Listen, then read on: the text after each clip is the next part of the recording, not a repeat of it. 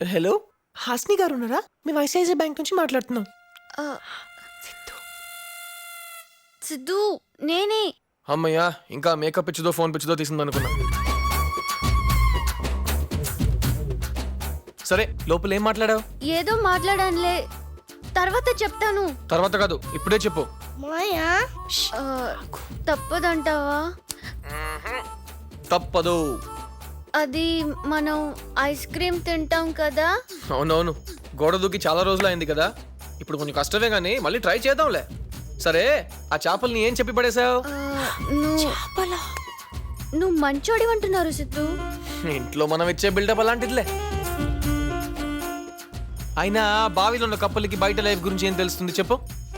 వాళ్ళంతే, phone, makeup, kitchen, నానా, అంతే. అదే లైఫ్ అని అనుకుంటున్నారు. పాపం సిద్ధు. వాళ్ళని తలుచుకుంటే నాకు కూడా జాలేస్తుంది.